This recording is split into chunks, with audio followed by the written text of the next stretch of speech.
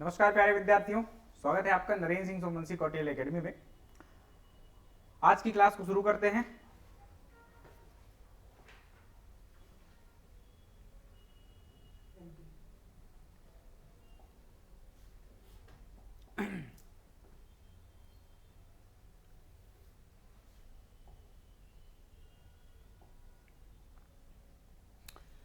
आज की जो हमारी क्लास है वह है मौर्य काल पर बेस्ड। पिछली क्लास में क्या पढ़ा था उससे चर्चा शुरू करते हैं अपनी। तो हमने सर्वप्रथम एक ओवरव्यू देखा था कि हमें जो मध्य प्रदेश की हिस्ट्री है वो कैसे पढ़ना चाहिए। देन दूसरे लेक्चर में हमने मध्य प्रदेश का पाषाण काल कंप्लीट किया था, है ना। और उसी के आगे अब हम बढ़ रहे हैं।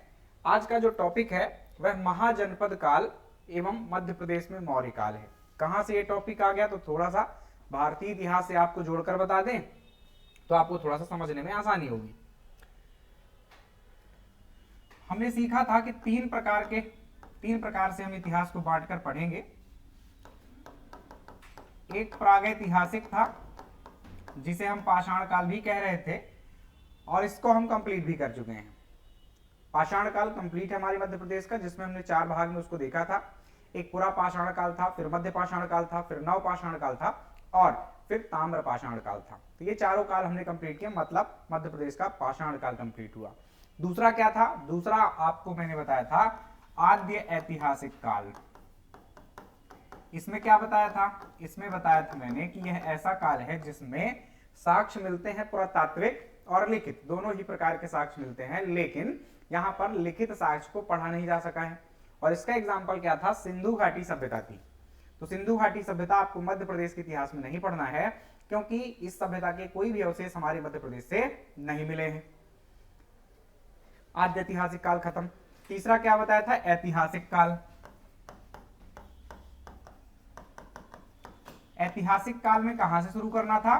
तो इसको हमने 3 भागों में बांटा था। एक प्राचीन इतिहास था, दूसरा मध्यकालीन था और तीसरा आधुनिक था।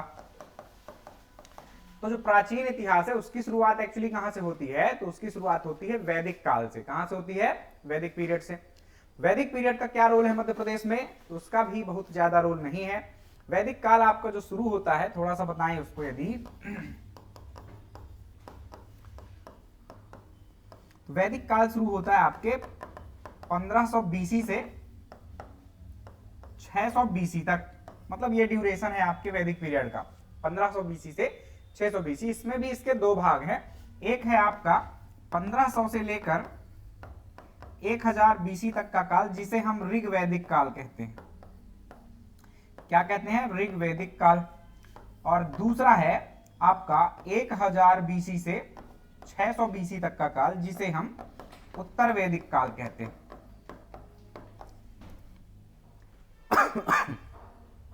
ऋग्वैदिक काल की जानकारी का सोर्स पूरी तरह से ऋग्वेद है। ऋग्वेद में ऐसे किसी स्थान का उल्लेख नहीं है जिससे हमें यह पता चले कि यहां मध्य प्रदेश में आर्यों का आगमन हुआ था। बहुत रेयर है ना, जैसे कि नर्मदा का उल्लेख हो गया, तो वो कहानियों के तौर पर है। ऐसा नहीं है कि कोई यहाँ मानव बसा, यहाँ की कुछ घटनाएं हैं, ऐसा कोई उल्लेख आपको ऋग्वैदिक काल में नहीं दिखाई देगा। उत्तर वैदिक काल में भी बहुत कुछ आपको कोई घटना वटना देखने को एमपी से जुड़ी हुई नहीं मिलेगी। सिंपली कुछ स्थानों के, जैसे कि विंध्य पर्वत का उल्लेख मिल जाएगा आपको, जो उत्तर वैदिक कालीन ग्रंथ हैं, जैसे कि आपका जो 3 वेद हैं, उसके अलावा ऋग्वेद हो गया, उसके अलावा 3 वेद उस काल के माने जा सकते हैं। उसके अलावा ब्राह्मण ग्रंथ होते हैं, आरण्यक होते हैं, उपनिषद होते हैं। तो इनमें विंध्य पर्वत का, रेवा नदी का यानी कि नर्मदा नदी का, इन सब चीजों को उल्लेख है, या कि विंध्य क्षेत्र के जंगलों का उल्लेख है, और कोई खास बात नहीं है। तो हमें कुल मिलाकर वैदिक काल से भी बहुत ज्यादा मतलब नहीं रहेगा, है ना। तो एमपी का जो वैदिक काल है उसमें कोई खास घटनाएं नहीं है, कोई खास साक्ष्य हमको यहां से नहीं मिलते हैं, इसलिए इसको भी हमें कहीं ना कहीं स्किप करना है। इतनी ही जानकारी है जो जानकारी देनी थी मुझे, वो यही है कि 2 भागों में बटा है और यहां से हमें ज्यादा प्रमाण नहीं मिले हैं। प्रमाण के तौर पर हमें विंध्य पर्वत का उल्लेख मिलता है उत्तर वैदिक कालीन ग्रंथों में, और साथ में नर्मदा नदी का उल्लेख मिलता है, बस। ठीक, तो ये वैदिक काल था। अब वैदिक काल के बाद आप भारतीय इतिहास में क्या पढ़ते हैं? वैदिक काल के बाद आप भारतीय इतिहास में धार्मिक आंदोलन पढ़ते हैं। 600 बीसी यहां लिखा है, ये उत्तर वैदिक काल खत्म।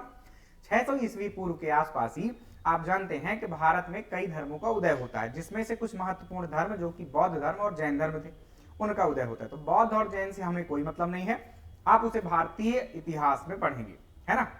यहां पर हमें और घटनाओं को देखना होगा, जैसे कि 6वीं शताब्दी ईस्वी पूर्व ही, यानी 600 ईस्वी पूर्व के आसपास ही महाजनपदों का उल्लेख दिखाई देता है।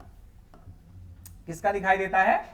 महाजनपदों का। इस टाइम तक महाजनपद बन चुके थे। पहले जनपद थे उत्तर वैदिक काल तक, वो जो नगर थे बड़े बड़े, वो जनपद के रूप में थे, और फिर वही चीजें महाजनपद के रूप में अस्तित्व में आती हैं। 16 महाजनपद थे पूरे भारत में, जिसमें से 2 महाजनपदों का संबंध आपके मध्य प्रदेश से है, यानी कि 2 महाजनपद आपके मध्य प्रदेश में स्थित थे। तो ये सिंपली अब आप समझ चुके हैं कि हमें कहां से शुरुआत करनी है। वैदिक काल को छोड़ा हमने, बौद्ध धर्म जैन धर्म को छोड़ा, यानी उसको हम एक नाम दे दी टॉपिक को, तो धार्मिक आंदोलन कहते हैं उसको। क्या कहते हैं? धार्मिक आंदोलन। तो वो चीज स्किप करनी है। एंड महाजनपद काल, इस टाइम पर महाजनपदों का उदय हुआ, उसको हमें देखना है, क्योंकि 2 महाजनपद सीधे सीधे हमारे मध्य प्रदेश में थे। महाजनपद आप जानते हैं, महाजनपदों में एक मगध महाजनपद था। मगध महाजनपद क्या करता है? साम्राज्य विस्तार की नीति को फॉलो करता है, और अंग महाजनपद से जो विजय शुरू हुई थी, मतलब मगध में अंग महाजनपद मिल गया। एक हर्यक वंशी शासक आपका बिंबिसार था। बिंबिसार ने अंग महाजनपद को क्या किया? मगध साम्राज्य में मिला लिया था, और वहीं से इन महाजनपदों के विलय की कहानी शुरू होती है। और एक एक करके धीरे धीरे आप इतिहास में उसको पढ़ेंगे, सारे जो 16 महाजनपद थे वो मगध महाजनपद में मिल गए थे। बिंबिसार ने जो शुरुआत की थी, उसके पुत्र अजातशत्रु, उदयन और आगे चल के सारे वंशजों ने क्या किया? शिशुनाग वंश आता है, हर्यक वंश, शिशुनाग वंश, ऐसे कई सारे वंश आते हैं, नंद वंश। इन सब ने क्या किया? कहीं ना कहीं आपको मगध साम्राज्य में सारे महाजनपदों को मिला लिया था। अवंती महाजनपद भी एक समय बाद क्या हो जाता है? आपके मगध साम्राज्य का ही हिस्सा बन जाता है। तो आइए समझते हैं थोड़ा सा उस कहानी को। हम अभी क्या पढ़ने वाले हैं? मध्य प्रदेश में महाजनपद काल की क्या स्थिति थी, ठीक। फिर इसके जस्ट बाद मौर्य काल। तो मैं जो मगध की बात बता रहा था, मगध में ही, चूंकि मगध ने सारे महाजनपदों को मिला लिया, और मगध में ही आपके मौर्य वंश का उदय होता है। नंदवंशी शासक घनानंद को समाप्त करके आपके चंद्रगुप्त मौर्य ने मौर्य वंश की स्थापना की थी। तो सारे महाजनपद इस टाइम तक मगध से मिल चुके थे। यहाँ का शासक कौन बन जाता है? घनानंद। घनानंद को निपटाकर कौन शासक बनता है? चंद्रगुप्त मौर्य, जिसने मौर्य वंश की नींव रखी। तो उसको फिर हम इस टॉपिक में देखें। तो आज के टॉपिक 2 ही है, क्या? महाजनपद काल और मौर्य काल। तो शुरू करते हैं। ये अब स्पष्ट हो गया होगा आपको कि हम कहाँ चल रहे हैं इतिहास में, भारत के इतिहास में क्या किस क्रम में घटनाएं हैं, और उसे एमपी के इतिहास से कैसे जोड़ना है।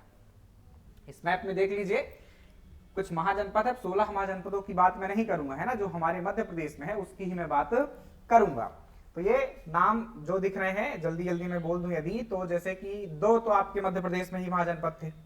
कितने महाजनपद थे मध्य प्रदेश में? 2 थे। कौन कौन से नाम के? तो एक अवंती महाजनपद था, जिसकी राजधानी उज्जैनी थी। एक चेदी महाजनपद था, इसकी राजधानी सुक्तिमती थी। आगे हम चर्चा करेंगे। बाकी और बहुत सारे महाजनपद थे, जैसे कि कंबोज था, गांधार था, कुरु था, मत्स्य था, पांचाल था, सूर्यसेन था, कोसल, मल्ल, वज्जी, काशी, अंग, मगध, वत्स, ऐसे करके 16 महाजनपद आपके देश में दिखाई देते हैं, जिसका उल्लेख बौद्ध ग्रंथ अंगुत्तर निकाय में हुआ था, ठीक। तो अंगुत्तर निकाय के अनुसार 16 महाजनपद ये है, जिसमें से 2 महाजनपद आपके मध्य प्रदेश में, एक अवंती महाजनपद और दूसरा चेदी महाजनपद आपके मध्य प्रदेश के क्षेत्र में स्थित है। आज का जो मध्य प्रदेश है उस क्षेत्र में ये आते थे। 2 महाजनपद जैसे कि वत्स महाजनपद और सूरसेन महाजनपद की सीमाएं हमारे मध्य प्रदेश से लगती थी। तो वत्स महाजनपद का जो विस्तार रहा राज्य का, वो कहीं ना कहीं आपके एमपी से जुड़ता था, यानी कि चेदी राज्य से उसकी सीमा लगती थी। और यहाँ पर सूरसेन जो महाजनपद था, इसकी सीमाएं उत्तरी गोपाचल क्षेत्र से लगा करती थी। हमें कुल 2 ही पढ़ना है, एक अवंती और एक चेदी। तो आइए देख लेते हैं इनके बारे में क्या तथ्य हैं। कुछ प्रश्न भी पूछे जा चुके हैं, पीएससी ने पूछा है इससे रिलेटेड प्रश्न।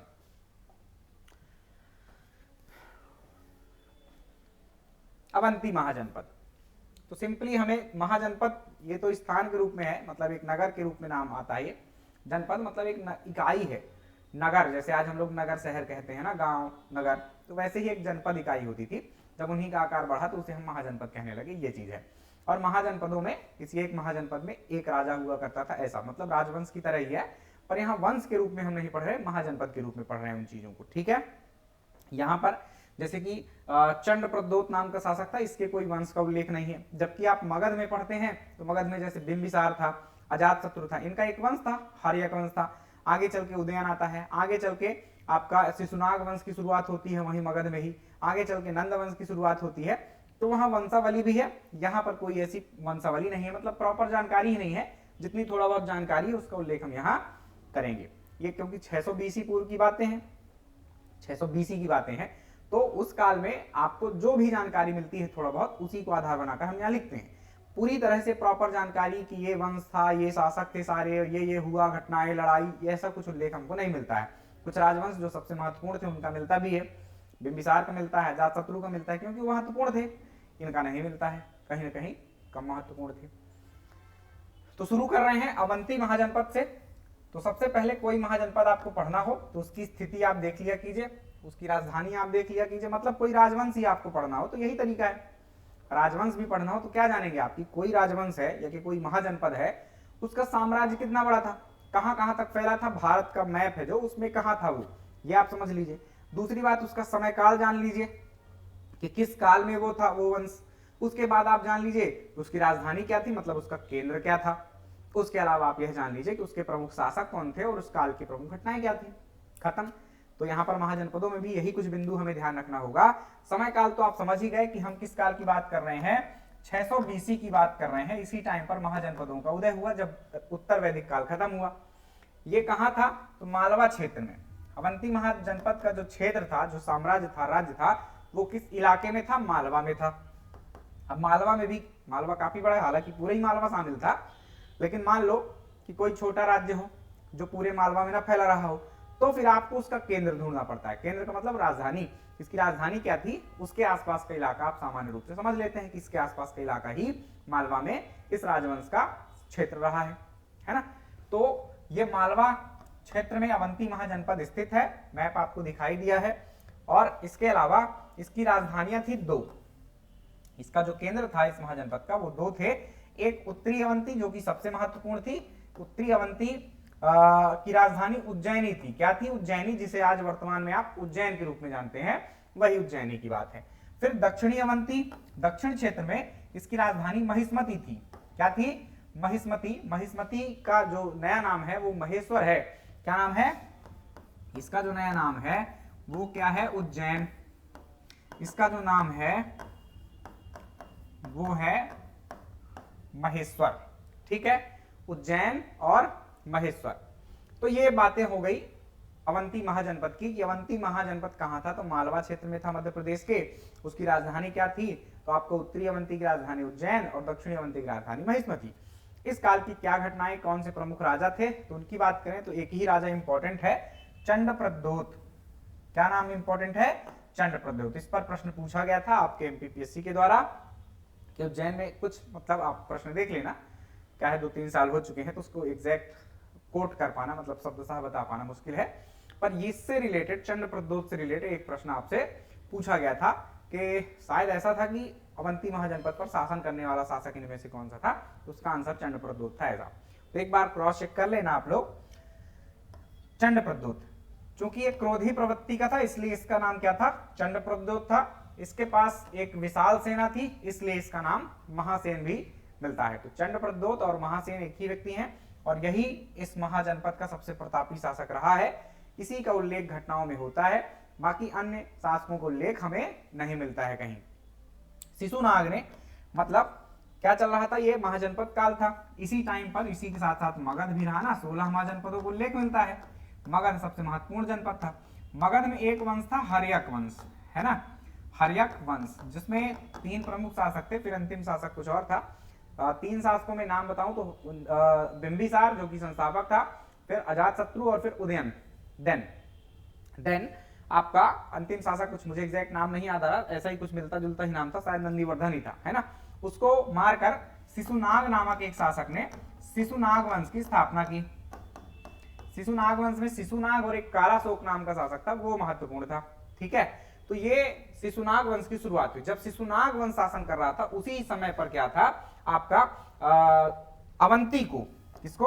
अवंती को किसमें मिला लिया गया? मगध साम्राज्य में मिला लिया गया। अब आप सोचो कि ये इतना महान प्रताप इस टाइम पर कुछ नहीं हुआ था अवंती को। ये जो चंड प्रद्योत है किसके शासनकाल के समकालीन था? तो ये अजात शत्रु के समकालीन था। किसके समकालीन था? अजात शत्रु के। अजात शत्रु के पहले बिंबिसार के भी समकालीन था। तो जो चंड प्रद्योत था वो बिंबिसार और अजात शत्रु के समकालीन शासक था। इस टाइम पर इसकी मजबूत स्थिति थी, किसी ने कोई आक्रमण नहीं किया, कुछ नहीं किया। लेकिन चंड प्रद्योत की जब मृत्यु हो गई, यहां पर आपके अजात शत्रु और बिंबिसार भी निपट गए, तो शिशुनाग वंश का शासन आता है। शिशुनाग वंश, शिशुनाग शासक जो था वो अच्छा मजबूत शासक था, और इस टाइम तक जो स्थिति थी आपके अवंती की वो कमजोर हो चुकी थी, क्योंकि चंड प्रद्योत समाप्त था। अब उसके उत्तराधिकारी जो थे वो कमजोर रहे होंगे। तो इस टाइम पर शिशुनाग ने आक्रमण करके क्या कर दिया? अवंती को अपने राज्य क्षेत्र में यानी कि मगध में मिला लिया। इस वंश का जो अंतिम शासक था उसका उल्लेख नंदीवर्धन के रूप में हमको मिलता है। अवंती जो था आपका मतलब कुल मिला के उज्जैनी के आसपास का इलाका, ये इलाका सांस्कृतिक दृष्टिकोण से बहुत महत्वपूर्ण था। सभी धर्मों के लोग यहाँ निवास करते थे। हिंदू धर्म का या हिंदुइज्म का तो बहुत बड़ा केंद्र था ही, साथ में बौद्ध, जैन और दूसरे संप्रदाय वगैरह यहाँ पर अच्छे फल फूल रहे थे, कहीं कोई दिक्कत नहीं थी। तो ये बात भी है। तो ये कुल मिलाकर किसकी बात हुई? अवंती महाजनपद की। वापस से याद दिलाऊं तो अब हमारे यहाँ दो महाजनपद हैं, एक अवंती और एक चेदी।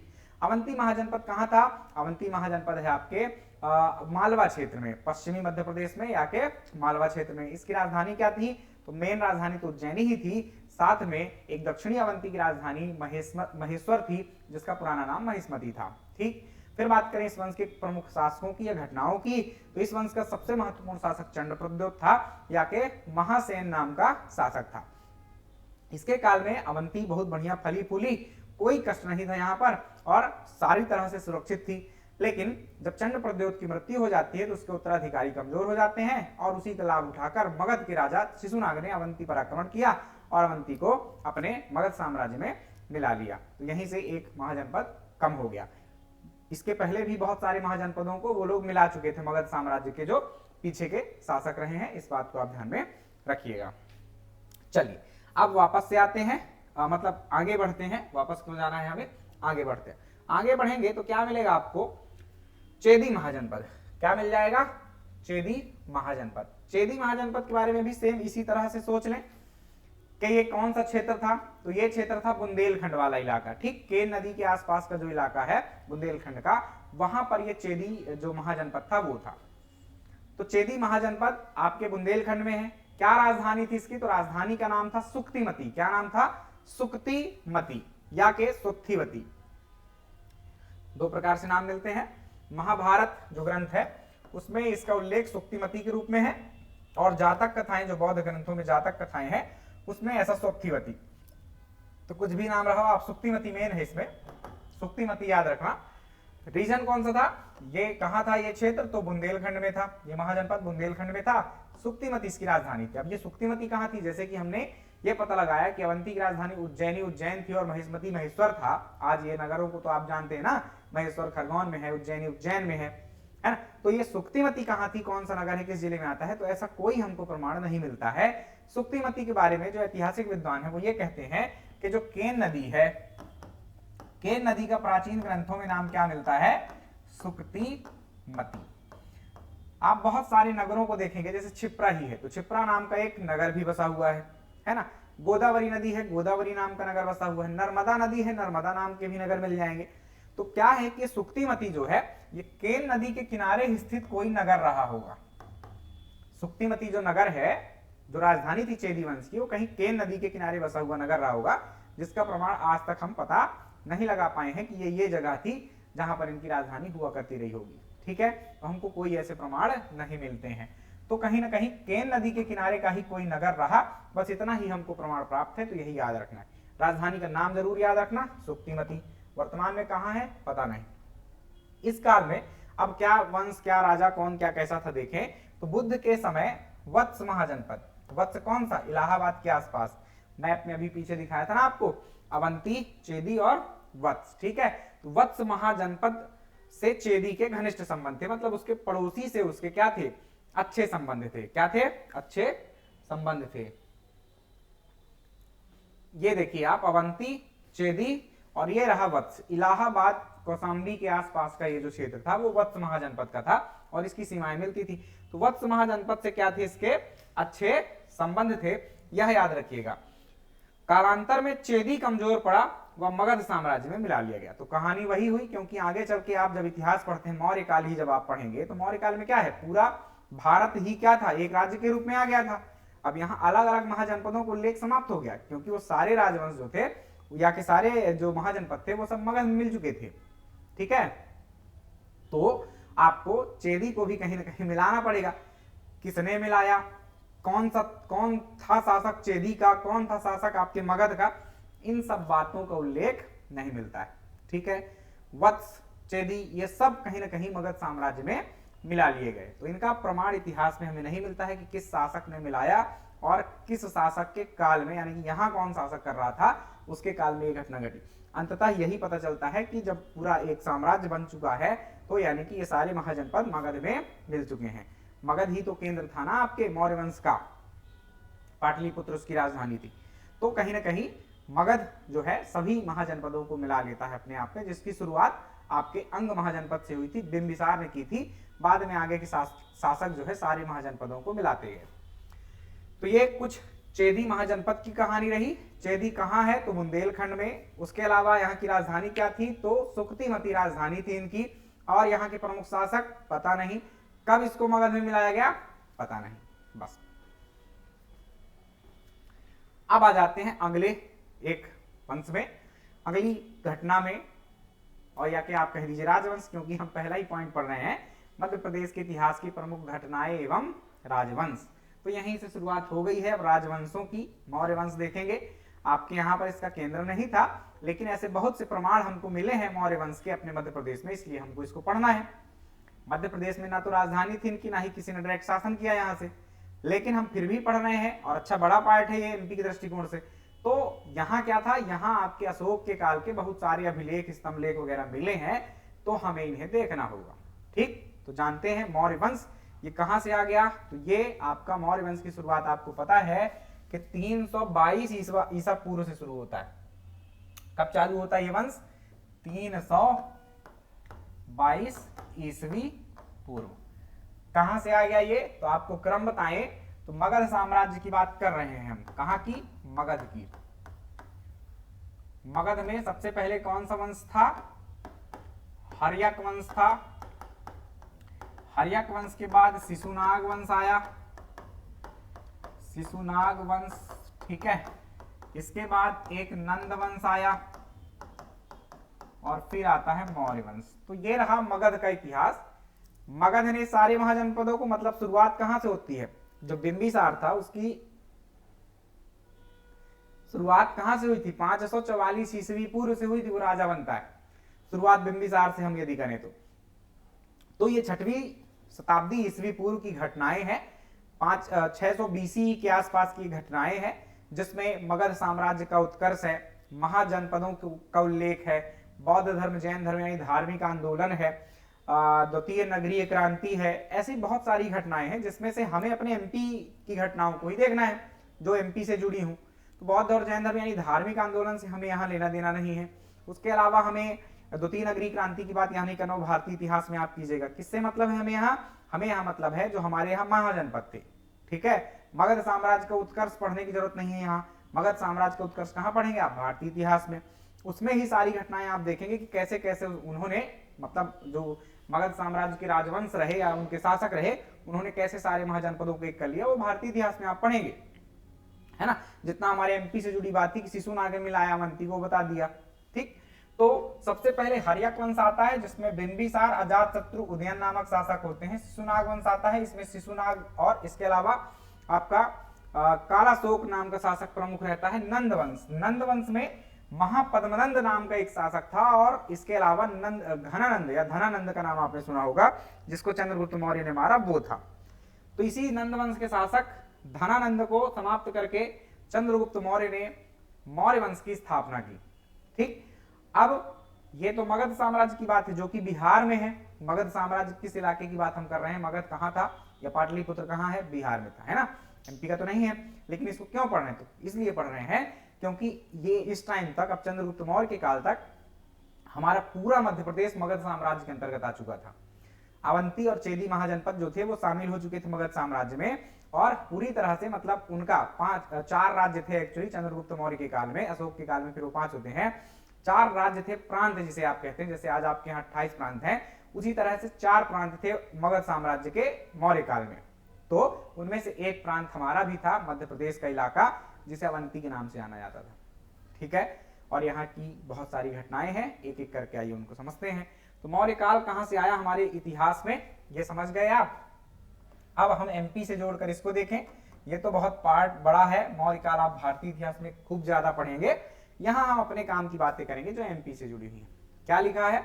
बौद्ध ग्रंथ दीपवंश के अनुसार 4वीं सदी ईसवी पूर्व मौर्य वंश ने भारत को राजनीतिक एकता प्रदान की। 4वीं सदी ईसवी पूर्व, यदि किसी को ना समझ में आता हो तो ईसा के जन्म के पहले की बात है, ईसवी पूर्व यदि कह रहे हैं। अब 4वीं सदी ईसवी पूर्व कह रहे हैं, मतलब 400 से 300 ईसवी पूर्व के बीच की बात हम कर रहे हैं। जब सदी की बात कह दिया मतलब ये 100 साल की बात है। एक सदी मतलब 100 वर्ष। तो कितने किस काल के बीच के?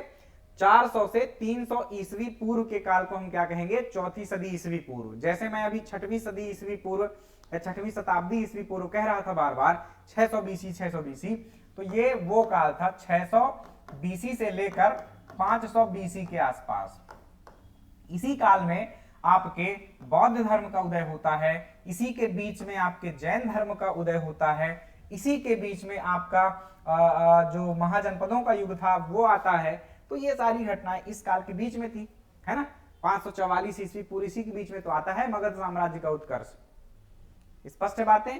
तो ये चल रहा। तो ये 400 से 300 ईस्वी पूर्व, यहां मैंने क्या बताया देखो, 322 ईस्वी पूर्व में एग्जैक्टली बात करें हम तो चंद्रगुप्त मौर्य का शासन शुरू होता है। 322 ईस्वी पूर्व से 298 ईस्वी पूर्व तक चंद्रगुप्त मौर्य शासन करते हैं। तो यहीं से तो हम मान रहे हैं ना मौर्य काल की शुरुआत। तो ये किस काल की बात कह दी हमने? 400 से 300 ईसा पूर्व, मतलब 4वीं सदी ईसवी पूर्व या कि 4वीं शताब्दी ईसवी पूर्व। ठीक है, चलो। तो ये इस काल में भारत को राजनीतिक एकता आपके मौर्य वंश ने प्रदान की। इस समय मध्य प्रदेश अवंती नामक प्रांत के रूप में मौर्य साम्राज्य का एक भाग था। आज के जैसा नहीं था, आज के जैसा विकसित नहीं था। पश्चिमी मध्य प्रदेश ही कहीं विकसित था। ज्यादातर क्षेत्र में जंगल थे, इतने सारे नगर नहीं थे। जो पूर्वी मध्य प्रदेश है वो आज भी जंगलों से ढका हुआ है। वहां पर इतने ज्यादा आपको मतलब स्थानीय स्तर पर छोटे मोटे शासक रहे होंगे छुटपुट। आज आपको रीवा बड़े नगर के रूप में दिख रहा है, तो रीवा तो बहुत बाद में बना ना। समझिए, आप पूर्व साइड में बात करें कि अरे रीवा भी तो रहा होगा, वहां तो कोई शासन करता रहा होगा, ऐसा वहां जंगल थे, वो बाद में बसाए गए सब जितने नगर आपको दिख रहे हैं। तो ये जो विंध्यन पार्ट है, ज्यादातर इलाका वहां पर जंगल था। ठीक है, उस ईसवी पूर्व के बाद की बात करें तो धीरे धीरे वहां राजवंश आते गए, नए नए नगर बनते गए और आज दूसरी स्थिति है। पश्चिमी मध्य प्रदेश में जो अवंती वाला प्रांत है, उज्जैन के आसपास के जो जिले हैं या मालवा क्षेत्र जिसे आप कहते हैं, जिसमें आपका विदिशा है, एरण है ना, जो पुराने नगर हैं जिनको मैंने पढ़ाया भी है पीछे पाषाण काल में, वहीं पर आपको कहीं कुछ जो लोग थे या कि नगर थे बड़े बड़े वो दिखाई देते थे। देश नगर विदिशा में है ना, जिसको भेलसा भी कहते हैं और अब विदिशा कहते हैं। आपका विदिशा अशोक के काल में आपने देखा ही है कि विदिशा की कन्या से ही तो शादी की थी अशोक ने। पता है कि नहीं पता? नहीं पता तो अभी बताएंगे आपको, है ना। श्रीदेवी या महादेवी नाम की कन्या थी, एक विदिशा के एक व्यापारी की कन्या थी वो। तो विदिशा उस टाइम पर रहा होगा। उसके अलावा आपका बेस नगर कह दीजिए, है ना। इसके अलावा आप अवंती या उज्जैन की बात कर लीजिए, महेश्वर की बात कर लीजिए। तो ज्यादातर जो आपका उस टाइम पर लोग बाग जहां रहते थे, बड़े बड़े नगर थे, वो पश्चिमी मध्य प्रदेश में ही थे, मालवा क्षेत्र में। ठीक, तो यही राजधानी यही एक प्रांत के रूप में इलाका आपका मौजूद था मौर्य काल में, जिसे हम अवंती प्रांत कहते थे। ठीक है, चलो। इसकी राजधानी क्या थी? उज्जैनी थी। एरण, बेसनगर, महिष्मती, उज्जैनी, त्रिपुरी, ये सब मौर्यकालीन मध्य प्रदेश के प्रमुख नगर होते थे। ठीक, तो ज्यादातर ये पश्चिमी इलाके में ही, पूर्वी इलाका जंगल था। मौर्यकालीन शासकों के माध्यम से मौर्यकालीन मध्य प्रदेश को समझा जा सकता है। तो एक एक करके शासक उठाएंगे। बहुत तो शासक है ही नहीं, 3 तो शासक थे।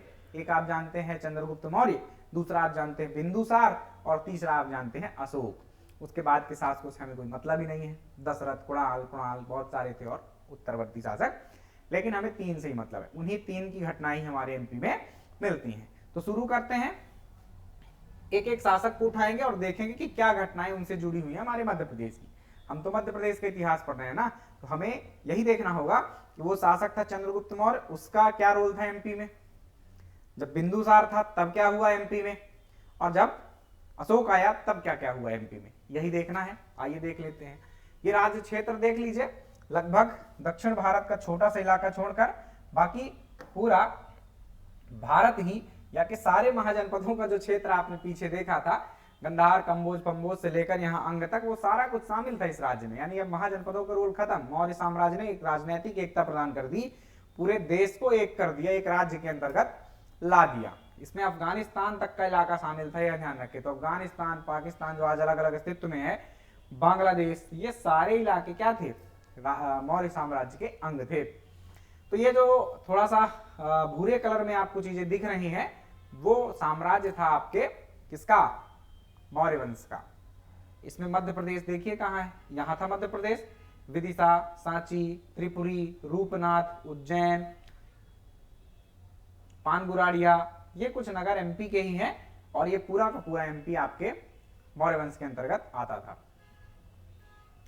चलो अब एक एक शासक उठा ले। तो ये 2 शासक जो आपको दिखाई दे रहे हैं, इसका बहुत ज्यादा रोल नहीं है, फिर भी हम चर्चा कर लेते हैं कि चंद्रगुप्त मौर्य के काल में क्या था एमपी। तो चंद्रगुप्त मौर्य के काल में मौर्य वंश के 4 प्रांत थे। मतलब पूरा जो देश आप देख रहे हैं, पूरा भारत, उसमें कितने भागों में बांटा था उन्होंने अपने राज्य को, 4 भागों में। 4 राज्य थे, प्रदेश थे उनके, या के प्रांत थे। उसमें से एक प्रांत अवंती था। ठीक, तो चंद्रगुप्त मौर्य के काल में आप सिंपली यही कह सकते हैं कि चंद्रगुप्त मौर्य के काल में पूरा मध्य प्रदेश मौर्य वंश का हिस्सा था, या मौर्य काल मतलब मौर्य साम्राज्य का हिस्सा था। और अवंती, यहाँ का एक क्षेत्र, अवंती क्षेत्र, ये उनका एक प्रांत के रूप में मौजूद था, जिसकी राजधानी उज्जैनी थी। इतना ही। किसी को कोई व्यक्ति भी रहा होगा जो यहाँ का प्रांतपाल रहा होगा, पर वो प्रांतपाल महत्वपूर्ण नहीं है। आगे चल के अशोक प्रांतपाल बनेगा, वो महत्वपूर्ण घटना हो जाएगी। ठीक है, तो ये इतना ही है किसमें, आपके चंद्रगुप्त मौर्य में। बिंदुसार की बात करें, चंद्रगुप्त मौर्य का पुत्र आगे बिंदुसार क्या बनता है, शासक बनता है। 398 ईस्वी पूर्व में 272 ईस्वी पूर्व तक शासन करता है। बिंदुसार के शासनकाल में भी मध्य प्रदेश, बिंदुसार की तो भारतीय इतिहास में ही कोई ज्यादा उपलब्धियां नहीं है, बस उसने ये है कि अपने पूरे प्रांत को अक्षुण्ण बनाए रखा। मतलब जो उसको राज्य प्राप्त हुआ था, जो साम्राज्य मिला इतना बड़ा, उसको नष्ट नहीं होने दिया, उसने बचाए रखा, यही उसकी उपलब्धि थी। ठीक है, तो बिंदुसार के शासनकाल में मध्य प्रदेश यानी कि अवंती वाला जो एक हिस्सा था, वो एक प्रांत के रूप में अभी भी मौजूद था, जैसे चंद्रगुप्त मौर्य के काल में था। खास घटना यह है कि ये जो अवंती प्रांत था, यहाँ का जो प्रांतपाल था वो आपका अशोक था। घटना क्या है महत्वपूर्ण, अशोक था। तो बिंदुसार के शासनकाल में जो मध्य प्रदेश का एक प्रांत था अवंती, वो प्रांत के रूप में तो था ही, यहाँ का जो प्रांतपाल था वो बिंदुसार का पुत्र अशोक था। ये खास बात है, जो कि आगे चल के शासक भी बनता है, सम्राट भी बनता है। इसी समय अशोक ने विदिशा की एक व्यापारी की कन्या, एक वैश्य कन्या श्रीदेवी या के महादेवी, 2 नाम इसके मिलते हैं, इससे शादी की, और इससे 2 पुत्र भी हुए, महेंद्र और संघमित्रा। इनके नाम शायद आपने सुने भी हो। बात आई समझ में? ये दोनों थे। अब आ जाते हैं अशोक की ही बात कर लेते हैं। ये चंद्रगुप्त मौर्य, इनको मान लो, कोई असली तस्वीर नहीं है ये, और ये चाणक्य मान लीजिए इनको। अशोक की बात अब करते हैं कि अशोक का क्या था, कुछ क्या घटनाएं थी, क्या क्या मिलता है। तो देखो, अशोक के शासनकाल में भी अवंती एक प्रांत के रूप में था। उज्जैनी जो अवंती महाजनपद की राजधानी थी, उसको अशोक ने अपनी दूसरी राजधानी बनाया। अशोक के शासनकाल में अवंती एक प्रमुख प्रांत था, और अशोक के काल में उज्जैनी को मगध साम्राज्य की दूसरी राजधानी बनाया गया। या कभी पूछ लिया जाए कि अशोक के काल में धार्मिक राजधानी कौन सी थी, तो वो थी उज्जैनी।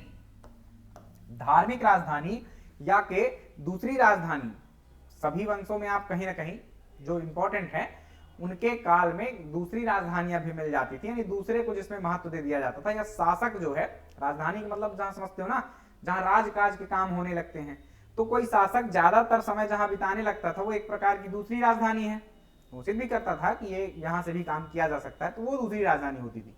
तो उसी तरह से आपका एक मेन राजधानी तो पाटलिपुत्र थी ही, लेकिन एक दूसरी राजधानी या कि धार्मिक राजधानी के रूप में मान्यता प्राप्त थी आपके उज्जैनी को, मतलब आपके प्रदेश का एक नगर उज्जैनी इस टाइम तक बहुत महत्वपूर्ण था। ठीक है, तो ये आपके अशोक के काल की एक बात हुई। मध्य प्रदेश के कई स्थानों में अशोक ने अभिलेख उत्खनन करवाए, जैसे कि गुर्जरा, रूपनाथ, सारोमारो, ईटीसी। मतलब ये आपको अशोक के अभिलेख यहां पर आपके मध्य प्रदेश में मिलेंगे। एक लिस्ट बनाएंगे कौन कौन से अभिलेख हैं और उनकी क्या स्थिति है, कोई और फैक्ट है तो उसकी भी चर्चा हम करेंगे। यहां तो एक लाइन के रूप में अभी समझने के लिए, जैसे पीछे हमने 2 शासकों को देखा वैसे इसको भी देख लें और फिर अलग से चलते हैं। ठीक है, तो हमको अशोक के अभिलेख मध्य प्रदेश से मिलते हैं। यहां से प्रश्न बनते हैं कि गुर्जरा अभिलेख कहां है अशोक का, अशोक की काल की घटना है ना ये, उसने अभिलेख लिखवा दिया और हमारे मध्य प्रदेश से मिल रहे हैं, उसकी जानकारी हमें होना चाहिए। इसके अलावा अशोक ने अपने शासन काल में कई स्तूपों का निर्माण करवाया, जिसमें से सांची स्तूप, भरहुत स्तूप, ये सब कहां है, हमारे मध्य प्रदेश में है। और भी कई स्तूप हैं जो छोटे हैं, लेकिन 2 जो स्तूप हैं सांची और भरहुत, ये महत्वपूर्ण थे उस काल के, इनकी चर्चा करेंगे। ठीक, मध्य प्रदेश के कई स्थानों से अशोक के सिक्के भी प्राप्त हुए हैं, उज्जैन, विदिशा और त्रिपुरी। तो बस ये तो आपको बस नगर याद रखना है। मेन अब 2 बातें हमें करनी है कि अशोक के काल के जो अभिलेख हमारे मध्य प्रदेश से प्राप्त हुए हैं वो कहां स्थित हैं, और दूसरी बात जो स्तूप उसने बनवाए अपने काल में वो कहां कहां से हमको मिले हैं। बस यहीं से खत्म हो जाएगा आपका मौर्य वंश। ये है इंपॉर्टेंट आपके प्रीलिम्स के लिए।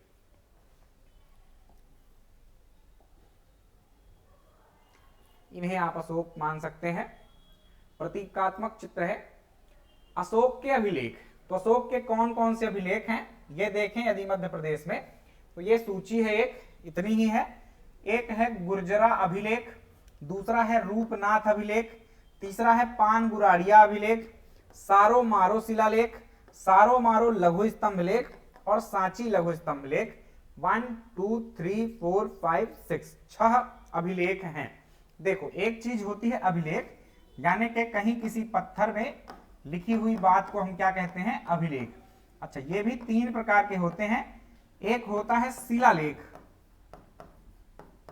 एक होता है शिलालेख, दूसरा होता है स्तंभ लेख, इनके नाम से ही आप समझ पा रहे होंगे कि कैसे लेख होंगे ये, और एक होता है गुहा लेख। अशोक ने तीनों ही प्रकार के लेख लिखवाए हैं। मध्य प्रदेश से किस तरह के मिले हैं, शिलालेख और स्तंभ लेख। गुहा लेख हमको मध्य प्रदेश से नहीं मिलता है। शिलालेख मतलब जो किसी एक बड़े शिलापट्ट पर लिख दिया जाए कोई बात, वो शिलालेख है। स्तंभ लेख खंबा होता है, स्तंभ का मतलब, और उस खंबे में लिखी गई कोई बात स्तंभ लेख है। गुहा लेख का मतलब गुफा से है, तो गुफा में कोई लिखी गई बात, ये गुफा की दीवारों में लिखी गई बातें गुहा लेख कहलाती हैं। गुहा लेख हमें हमारे मध्य प्रदेश से नहीं मिलते हैं। शिलालेख और स्तंभ लेखों का उल्लेख है, यानी कि ये मिलते हैं हमारे मध्य प्रदेश से। तो देखिए यही लिस्ट बनी हुई है, कुल मिलाकर ये है तो अभिलेख ही, गुहा लेख सॉरी शिलालेख और स्तंभ लेखों की बात एक साथ है, उनकी स्थिति आपको याद करना है। बता रहा हूं मैं, गुर्जरा अभिलेख सबसे महत्वपूर्ण तो यही वाला है। गुर्जरा अभिलेख ये कहां है, दतिया में है। दतिया में इसके बारे में और क्या विशेष बात है, तो यह अभिलेख अशोक का, अशोक मतलब इस अभिलेख की खास बात यह है कि इस अभिलेख में अशोक का नाम अशोक मिलता है। ऐसे रेयर केस में आपको ये मिलते हैं, जिसमें से एक रेयर केस हमारे यहाँ उपलब्ध है। मतलब 2 अभिलेख हैं, एक मास्की है कर्नाटक में वहां से, और एक मध्य प्रदेश का गुर्जरा है, यहां से हमको अभिलेख प्राप्त हुए हैं, जो वहां पर अशोक का नाम उपाधि सहित अशोक लिखा हुआ है, अन्यथा उसका कहीं पर नाम नहीं मिलता है। तो इस अभिलेख में अशोक का नाम अशोक मिलता है, जो कि उपाधि सहित है, देव नाम प्रियदर्शी अशोक राजस, ऐसा लिखा हुआ है इस अभिलेख में। देव नाम प्रियदर्शी उसकी उपाधि थी, अशोक राजस उसका नाम था, तो उसका नाम उपाधि सहित हमको मिलता है। ये मध्य प्रदेश में ये यूनिक बात है। एक मास्की शिलालेख है, वहां पर भी ये मिलता है। बस इस अभिलेख को स्थानीय लोग सिद्धों की टौरिया के नाम से जानते हैं। सिद्धों की टौरिया का मतलब आपके सिद्ध लोगों का गढ़ या निवास स्थान है ना, अच्छे लोगों का। ये बाद की घटनाएं हैं और ये फैक्ट है एक, इसको याद रखना। ये गुर्जरा अभिलेख की बात है। अब शेष अभिलेख जो है उसकी स्थिति बस आपको याद रखनी है। जैसे रूपनाथ, इसके बाद दूसरा जो महत्वपूर्ण अभिलेख है वो रूपनाथ का है। रूपनाथ कहां स्थित है? कटनी में। देखो पुस्तकों में कई बार जबलपुर मिल जाता है इसलिए मैंने ये भी लिख रखा है, लेकिन वर्तमान कटनी लिखा है। तो कटनी जबलपुर से ही पृथक हुआ एक जिला है, आपको यह बात पता होगी। तो अब जो वर्तमान स्थिति है आपके रूपनाथ अभिलेख की वो कहां है? कटनी में है। कटनी पहुंच चुकी है, जबलपुर में नहीं है। पर आपको जैसे विकल्प मिले, ना आयोग का भरोसा है ना आजकल के पुस्तक छापने वाले विद्वानों का भरोसा है। पानगुराड़िया अभिलेख, पानगुराड़िया अभिलेख सीहोर में है। कहां है? सीहोर में। पानगुराड़िया जो अभिलेख है वो कहां है? सीहोर में आपके अवस्थित है। ये स्थिति इसकी याद रखिए। देन सारो मारो शिलालेख, देखो इनको अभिलेख अभिलेख अभिलेख लिखा है, ये सब शिलालेख हैं, ध्यान रखना। ये सब शिलालेख हैं, ये तीनों ही। सारो मारो शिलालेख क्यों लिखा? क्योंकि ये दो चीजें हैं। एक सारो मारो या सारू मारू नाम का स्थान है, वो सीहोर में है और ये शिलालेख है। और एक और सारो मारो नाम का स्तंभ लेख है जो कि शहडोल में है। तो पुस्तकों में सिंपल लिख दिया जाता है, किसी में आप देखेंगे तो सारो मारो सारो मारो अभिलेख शब्द यदि वो अभिलेख यूज करेंगे तो क्या लिख देंगे? कोई सीहोर लिख रहा है, कोई आपका शहडोल लिख दे रहा है। तो एक्चुअली ये दोनों ही जगह पर है, मतलब आपका जो अशोक के अभिलेख हैं वो सारो मारो नाम की जगह से मिलते हैं और दोनों ही जिले उसके लिए सही है, गलत कोई नहीं है। लेकिन क्या बात है, शहडोल जो है वहां से हमको स्तंभ लेख मिले हैं और जो सीहोर का सारो मारो है वहां से हमको शिलालेख मिला है। बात स्पष्ट है। सारो मारो एक शिलालेख है जो सीहोर में है और सारो मारो एक लघु स्तंभ लेख है जो कि शहडोल में है। ये लघु शब्द क्या है? तो जो बड़े शिलालेख होते थे वो बृहद शिलालेख कहलाए, है ना। जो छोटे होते थे, कम जगह भी घेरते थे और कम शब्दों में लिखे जाते थे, उनको लघु शिलालेख कह दिया गया। ऐसे स्तंभ लेख भी होते थे, ठीक है। तो ये लघु स्तंभ लेख हमको मिला है। सांची लघु स्तंभ लेख, एक और स्तंभ लेख हमको मिला है सांची नामक स्थान से। सांची आपको पता है कि रायसेन में है ना। तो ये रहे अशोक के अभिलेख, 6 हैं। एक आपका हो गया गुर्जरा जो कि दतिया में है, दूसरा आपका हो गया रूपनाथ जो कि आपके कटनी में है वर्तमान में, और तीसरा हो गया आपका पानगुराड़िया जो कि आपके सीहोर में है, तीसरा हो गया, चौथा हो गया आपका सारो मारो जो कि सीहोर में है, सारो मारो स्तंभ लेख और सांची स्तंभ लेख। सारो मारो स्तंभ लेख शहडोल में और सांची स्तंभ लेख आपके रायसेन में। तो ये कुल मिलाकर 2 स्तंभ लेख और 4 अभिलेखों, 4 शिलालेखों की बात हमने यहाँ पर की। इनको याद कर लेना, स्थिति तो नहीं ही भूलना है, बाकी आप चाहें तो भूल सकते हैं, ठीक। ये बहुत इंपॉर्टेंट है। अब आए आगे, अशोक के काल की ये कुछ घटनाएं हुई, शिलालेख उसने लिखाए। आगे बढ़े तो हमको मिलता है कि उसने कुछ स्तूपों का भी निर्माण करवाया है हमारे मध्य प्रदेश में।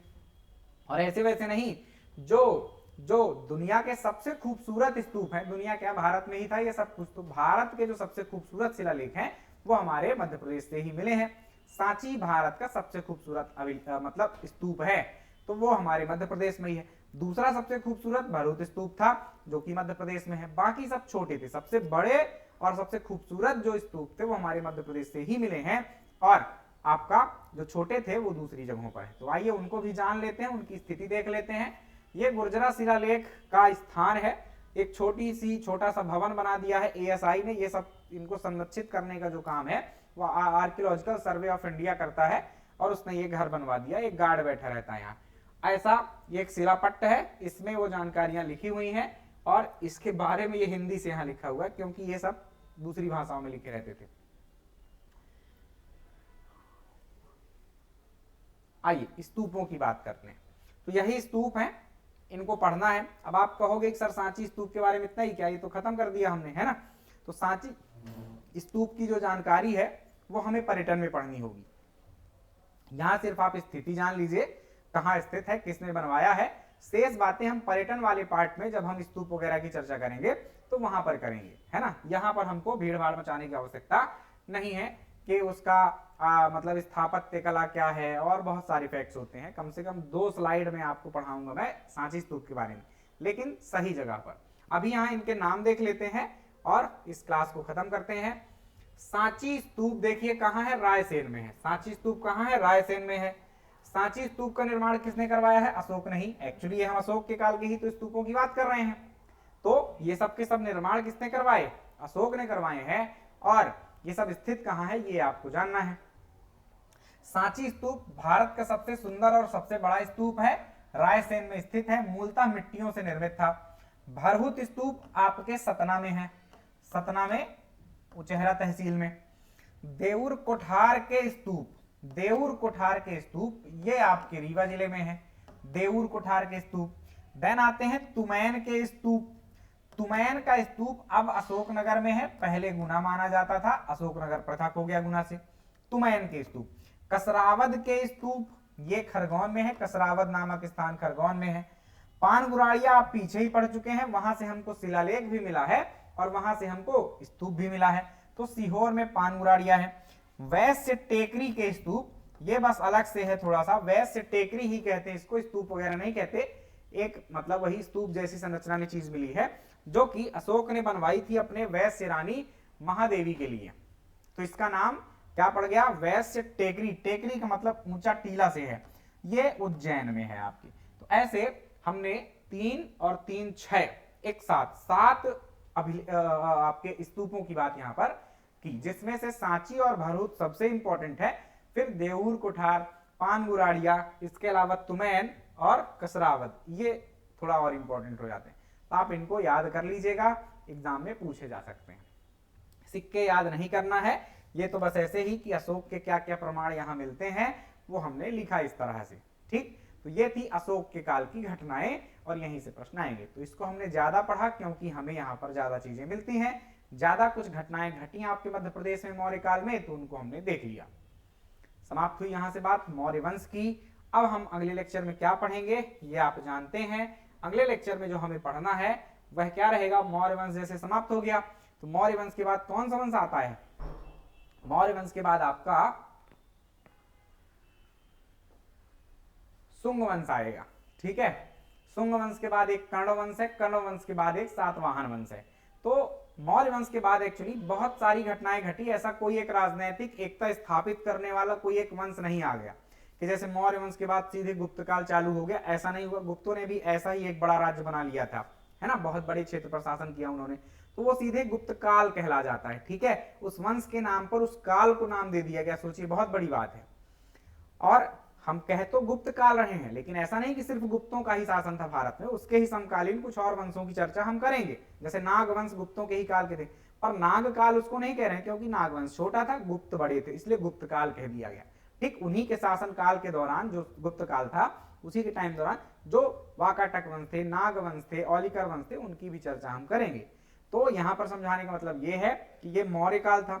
मौर्य काल के बाद एक्चुअली शुंग वंश चालू होता है, फिर शुंग वंश को समाप्त करके कर्ण वंश, कर्ण वंश को समाप्त करके आपका कौन सा आएगा, सातवाहन वंश आएगा। उनके नाम पर उस काल का नाम नहीं किया गया कि शुंग काल हम कह दें, बस शुंग वंश के नाम पर हमें उसे देखना है। तो उस काल में जब शुंग वंश शासन कर रहा था, कर्ण कर रहे थे और सातवाहन कर रहे थे, उस टाइम पर हमारे देश में और घटनाएं घटती हैं, प्रदेश तक भी उनका प्रभाव जाता है। वो घटनाएं थी विदेशी आक्रमण। इस काल में शकों के, पहलवों के, कुषाणों के, हिंद यवनों के आक्रमण होने लगते हैं। तो ये भी घटनाएं हैं आपके यहाँ, ये भी इतिहास है आपके एमपी का, एमपी तक उसका प्रभाव रहता है। तो ये कई सारी बातें जब हमें यहाँ पढ़ना है तो इस काल को नाम दे दिया जाता है मौर्योत्तर काल। क्या कहा जाता है, मौर्योत्तर काल। तो अगले लेक्चर में हम क्या पढ़ेंगे, मौर्योत्तर काल। मौर्योत्तर काल में शुंग वंश, कर्ण वंश, सातवाहन वंश को देखेंगे। उसके साथ साथ विदेशी आक्रांता या विदेशी आक्रमणकारी जो आए, जिसमें सबसे पहले हिंद यूनानी, उसके बाद शक, उसके बाद पहलव, उसके बाद कुषाण आए। तो इन सब की चर्चा हम करेंगे। जिनका संबंध एमपी से रहा उनकी जरूर करेंगे, जिनका नहीं है बस नाम लेकर उनको आगे बढ़ जाएंगे। ठीक, तो मिलेंगे अगली क्लास में। अपना ख्याल रखिएगा आप लोग। मौर्योत्तर काल के साथ मुलाकात होगी अब। Bye bye, take care.